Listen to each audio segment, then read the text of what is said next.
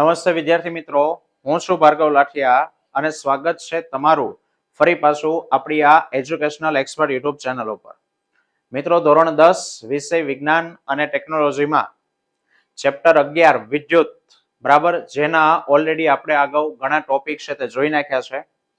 હવે આજે આપણે જોવાના છીએ વિદ્યુત પરિપથ શું છે, વિદ્યુત પરિપથની રેખાકૃતિ કોને કહેવાય અને આ વિદ્યુત પરિપથ દોરવા માટે જે વસ્તુઓ આ ચેપ્ટરમાં આપણે ભણવાના છે એની સંજ્ઞાઓ, બરાબર, તો એના વિશે આજે આપણે જોવાના છે. ચલો તો મિત્રો, સૌથી પહેલા વાત કરીએ વિદ્યુત પરિપથ. પથ એટલે રસ્તો, કે સાહેબ વિદ્યુત પ્રવાહ જે માર્ગેથી પસાર થાય છે, જે રસ્તેથી પસાર થાય એને કહેવાય વિદ્યુત પરિપથ, બરાબર. ઉદાહરણ તરીકે ધારી લો કે એક બેટરી સેલ લઈએ, તારની મદદથી એને સ્વિચ હારે અને એક નાના બલ્બની સાથે જોડીએ તો જે પ્રવાહ છે, આપણે રૈવાજિક પ્રવાહની દિશા કીધી છે, બરાબર. તો રૈવાજિક પ્રવાહ એટલે બેટરીના પ્લસ છેડામાંથી પ્રવાહ નીકળી અને માઇનસ છેડા તરફ જાય તો એ જે માર્ગે પ્રવાહ પસાર થયો એને કહેવાય વિદ્યુત પરિપથ. હવે સાહેબ, આ વિદ્યુત પરિપથ આકૃતિમાં આપણે ચલો વસ્તુઓ બધી લીધી, બેટરી લીધી, તાર લીધો, બરાબર, બલ્બ છે, સ્વિચ છે, પણ જ્યારે એની આકૃતિ દોરવાની હોય ત્યારે એની પ્રોપર આવી આકૃતિ વસ્તુ નહીં દોરવાની, પણ એની સંજ્ઞાઓ યુઝ કરવામાં આવે. તો એની સંજ્ઞાઓ શું છે જે તમને મિત્રો પરીક્ષાની અંદર હેતુલક્ષીમાં એક એક ગુણ માટે પૂછે. ચલો તો સૌથી પહેલા વાત કરીએ વિદ્યુત કોષ. કે સાહેબ વિદ્યુત કોષ એટલે સેલ, નાની બેટરી અથવા તો એક સેલ છે, વિદ્યુત કોષ એને કહેવામાં આવે. તો એની સંજ્ઞા કંઈક આ પ્રમાણે છે, જેની અંદર બે સમાંતર ઊભી લાઈન છે, પણ એક છેડો જે છે એ લાંબો લીટો કરવાનો હોય છે અને બીજો છેડો છે એ ટૂંકો હોય છે. જે એમાં લાંબો લીટો છે એનો પ્લસ છેડો કહેવાય અને જે ટૂંકો છેડો છે એ એનો માઇનસ છેડો કહેવાય. તો આને કહેવામાં આવે વિદ્યુત કોષ, બરાબર. કાર્ય શું કરે આપણને ખ્યાલ છે કે વિદ્યુત પ્રવાહ એમાં ઉત્પન્ન થાય. ચલો પછી છે બેટરી, અથવા તો એને કહેવાય વિદ્યુત કોષોનું જોડાણ. એટલે કે સાહેબ ઘણા બધા સેલને એકબીજાની સાથે જોડીએ તો એક મોટી બેટરી બને, બરાબર. તો બેટરી માટે ઘણી બધી અલગ અલગ સંજ્ઞાઓ છે, અહીંયા તમને દેખાય છે. તો આ મુજબ બેટરીની સંજ્ઞા, પણ એમાં ખાસ ધ્યાન મિત્રો એ રાખવાનું કે plus minus plus minus plus minus આ રીતે આવવું જોવે, બરાબર. પ્લસ માઇનસ પછી ફરી પાછું માઇનસ એમ નહીં, એક બેટરીનો પ્લસ છેડો એનો માઇનસ, એની હારે બીજી બેટરીનો પ્લસ છેડો જોડવાનો હોય, એ બેટરીના માઇનસ છેડા હારે ત્રીજી બેટરીનો પ્લસ છેડો, તો આવી રીતે જે બને એ બેટરી કહેવાય.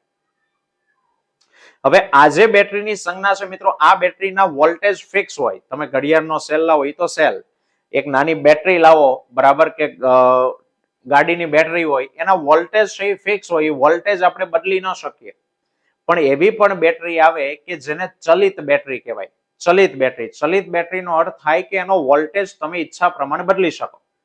તો એમાં શું કરવાનું, તો કે બેટરી જેવી સંજ્ઞા જ કરવાની, પણ વચ્ચે એક તીર કરવાનું. અને એ જે તીર છે એ મિત્રો યાદ રાખજો, ડાબી સાઈડના નીચેના ખૂણાથી જમણી સાઈડના ઉપરના ખૂણા તરફ જતું હોવું જોઈએ. આ રીતે એનું તીર કરો, આને ચલિત બેટરી કહેવાય. અને ચલિત બેટરી એટલે કે એનો જે વોલ્ટેજ છે એ આપણે આપણી ઈચ્છા અનુસાર બદલી શકીએ. ચાલો મિત્રો, પછી આવે છે કળ, જેને આપણે સ્વિચ કહીએ છીએ કે ભાઈ સ્વિચ ઓન કરીએ વસ્તુ શરૂ થાય, સ્વિચ ઓફ કરીએ બંધ થઈ જાય. એને આપણે વિજ્ઞાનની ભાષામાં કળ કહેશું. અને કળ માટે અલગ રીતે બોલાય કે સ્વિચ ઓન કરો તો પ્રવાહ પસાર થાય, પણ કળને બંધ કરવી પડે. કળ બંધ કરો ત્યારે પ્રવાહ પસાર થાય, અને કળને ખુલ્લી રાખો, મીન્સ કે સ્વિચ બંધ કરો, સ્વિચ ઓફ કરો ત્યારે કળ ખુલ્લી કહેવાય. કળ ખુલ્લી હોય એટલે પ્રવાહ પસાર થાય નહીં. તો કળ માટે આ પ્રમાણેની સંજ્ઞા છે, બરાબર. બે છેડા આ રીતના છે તો એ કળ ખુલ્લી કહેવાય, પણ વચ્ચે ટપકું કરી દો એટલે કળ કહેવાશે બંધ.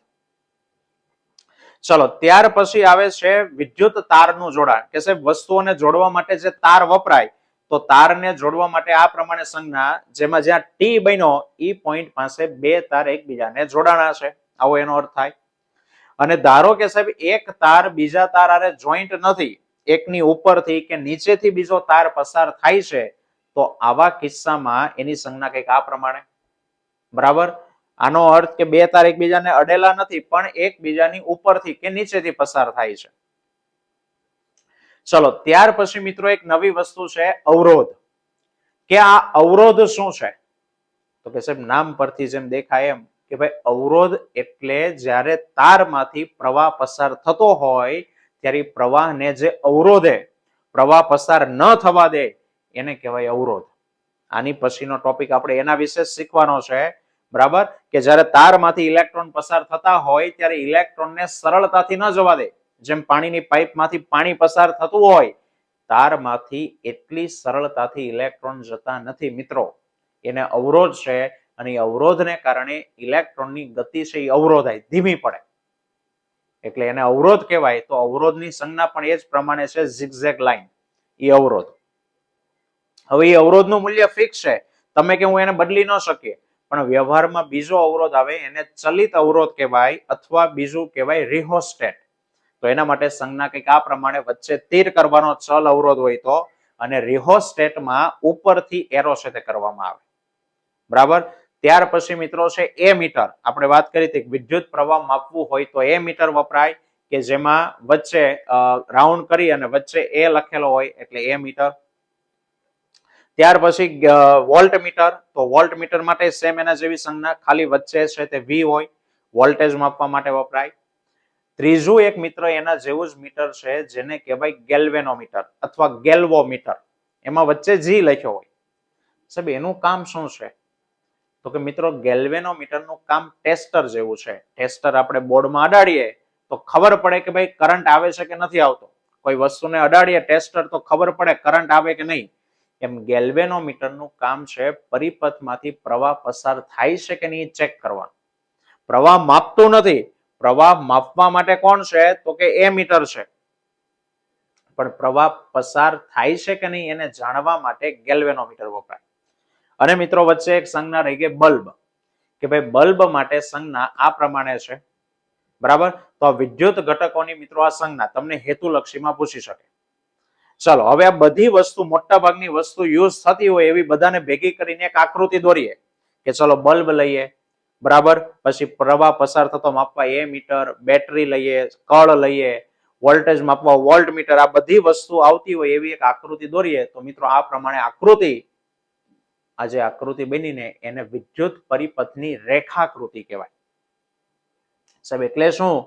તો કે સાહેબ જે આકૃતિમાં વિદ્યુતના ઘટકો, એટલે આ બધા બલ્બ, એ મીટર, આ બધું એ ઘટકો, તેનું સ્થાન, તેનું સાપેક્ષ સ્થાન અને એની સંજ્ઞા દર્શાવતી આકૃતિ, એવી આકૃતિ કે જેમાં તમે વિદ્યુત ઘટકોની સંજ્ઞા દર્શાવો છો અને એના સાપેક્ષ સ્થાન, સાપેક્ષ સ્થાન એટલે કે સાહેબ એકની સાપેક્ષમાં બીજાને ક્યાં જોડવાનો, એ સાપેક્ષ સ્થાન દર્શાવતી આકૃતિ એને કહેવાય વિદ્યુત પરિપથની રેખાકૃતિ, બરાબર.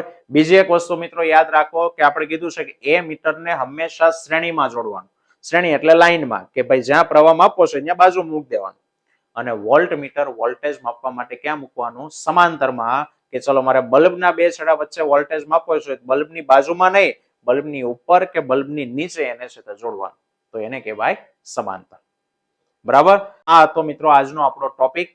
આવતા વિડીયોમાં ફરી પાછા મળીશું. ત્યાં સુધી જય હિન્દ, જય ભારત.